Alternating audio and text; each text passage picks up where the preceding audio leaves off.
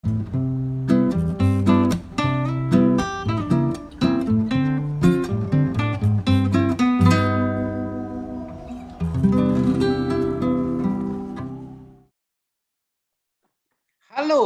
bro and sister. Selamat pagi, siang, sore, dan malam dimanapun Anda berada.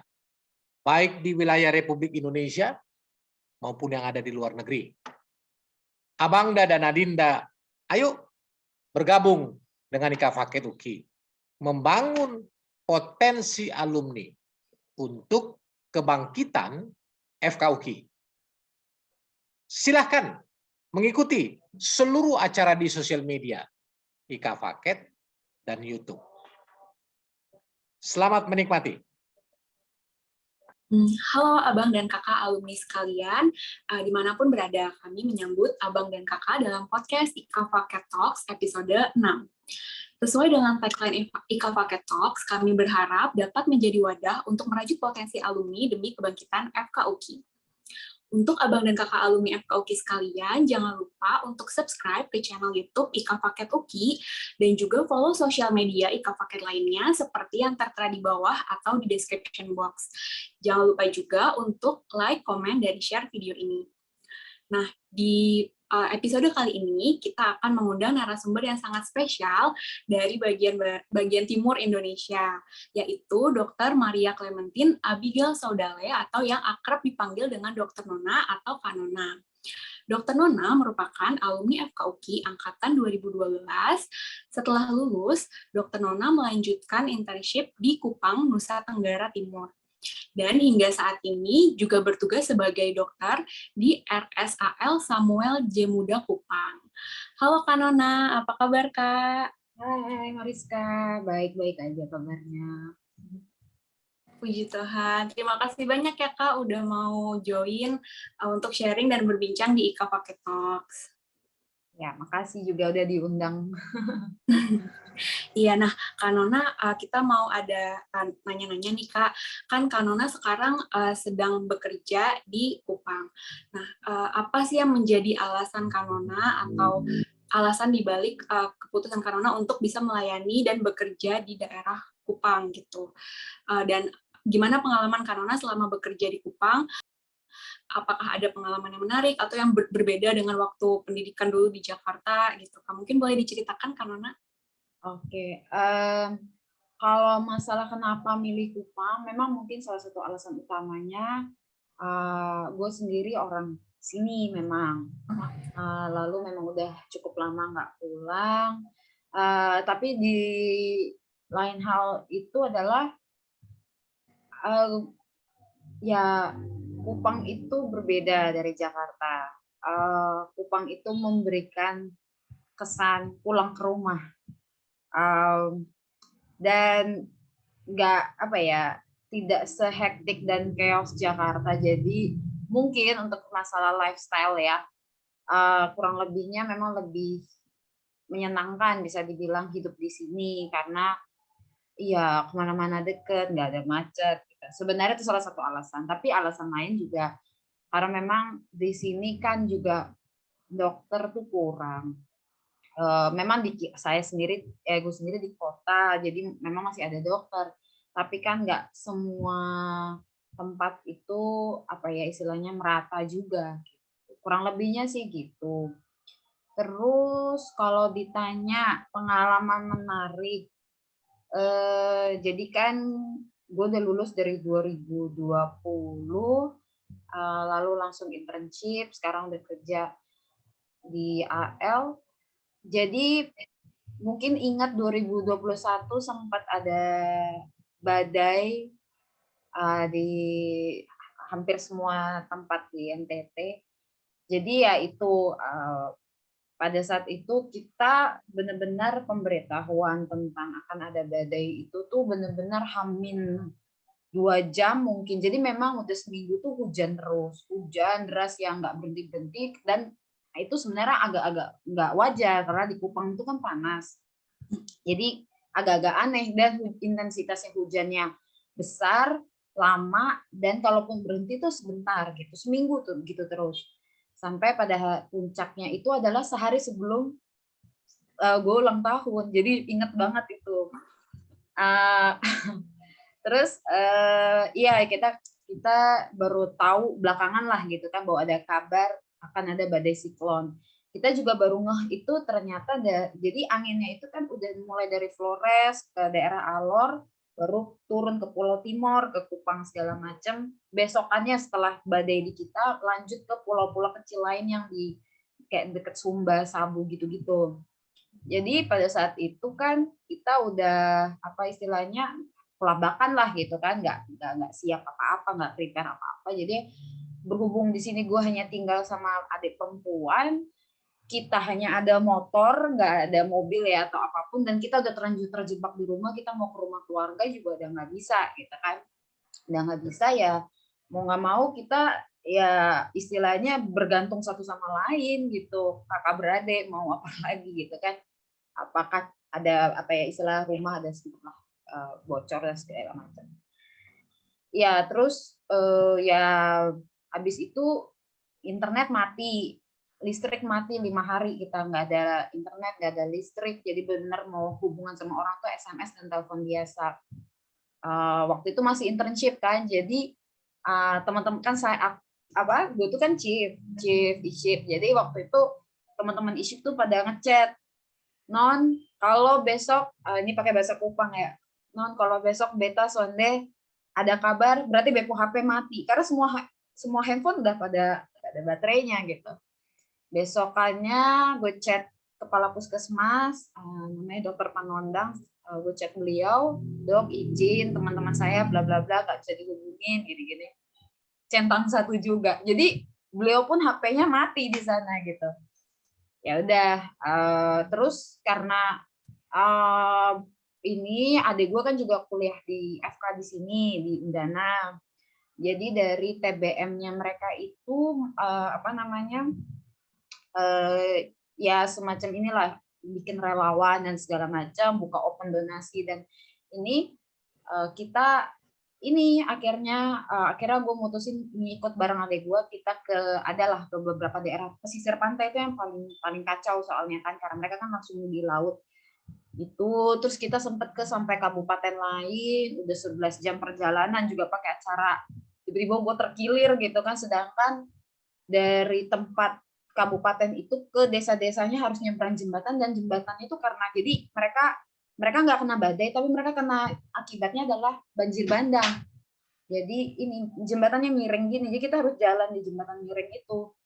Nah masalah kaki terkilir gitu, tapi ya sudahlah, intinya bisa. Terus itu e-ship ya. Sebenarnya mulai dari e-ship kurang lebih itu. Dan apa namanya kasus-kasus lain yang gue perhatikan kalau di Kupang itu agak beda di Jakarta. Di sini itu kan orang-orangnya keluarganya cukup inilah ya, kita erat gitu. Jadi menghadapi pasien itu juga perlu ketabahan sendiri gitu, kayak misalkan ya kita ngomong, sebenarnya ini sama sih di e-ship dan di tempat kerja. Kita ngomong Pak rawat inap, apalagi yang gue perhatikan cara ngomong kita pada saat masa COVID dibandingkan masa biasa, kayak perlu penekanan lebih. Gini loh Pak, ini lebih penting, iya COVID-nya positif, iya kurang lebih gitu. Jadi sekarang gue apa ya istilahnya membuat suatu aturan untuk diri sendiri, kalau mau pasien ranap, karena di Kupang nih rata-rata gitu, jadi kalau gue suka ngomong sama keluarganya, panggil sudah itu mama, bapak, kakak, adik, tante, om, datang memang ke sini, kita jelaskan satu kali, karena nanti gitu kita udah pasiennya mau, keluarga inti mau, tiba-tiba nanti nggak tahu keluarga dari mana datang, kayak gitu-gitu kan, kesel banget ya, sudahlah. Tapi ya itu akhirnya, maksudnya kita kan juga harus efektif kan kerjanya, gitu. Terus sama mungkin di sini kan, jadi kalau di Angkatan Laut kan gue sebagai dokter visit di COVID juga, gitu kan. Dan karena gue di Rumah Sakit Angkatan Laut, mungkin yang paling menarik itu kita banyak ini pasien-pasien dari nelayan, pasien-pasien. Oh ya dulu puskesmas e-ship gue juga deket pelabuhan. nelayan, and then pegawai-pegawai kapal nih, ABK gitu banyak. Jadi kasus-kasusnya banyak yang istilahnya kayak penyakit komunitas yang ya karena mereka di satu kapal, ada yang memang benar hidupnya udah di kapal aja gitu, nggak ada rumah sama sekali gitu-gitu. Dan banyak yang ya ini mungkin agak melenceng sedikit, tapi yang gue perhatikan entah dari apa ya, mungkin edukasinya kurang jelas atau apa, tapi salah satu yang gue notice adalah pasien yang datang itu banyak sekali yang nggak ada BPJS, jadi sulit gitu untuk kita misalkan ya untuk rawat inap, sedangkan pasiennya kekurangan gitu kan, ya kan kita juga bingung. Terus kalau masalah hobi ya gue suka nulis, baca.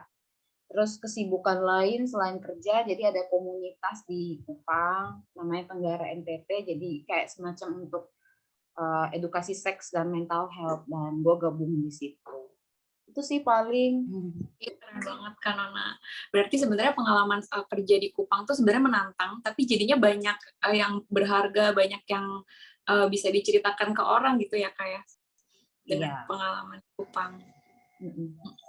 Oke, nah Kak Nona ini kan ada hobi menulis juga berarti ya Kak? Iya. Iya, itu dari kecil emang udah ada hobi seperti itu atau gimana Kak? Atau baru-baru ini interest-nya atau gimana Kak? Nulis memang udah dari kecil sih, terus asal nulis awalnya, cuman ya sekarang agak diseriusin sih.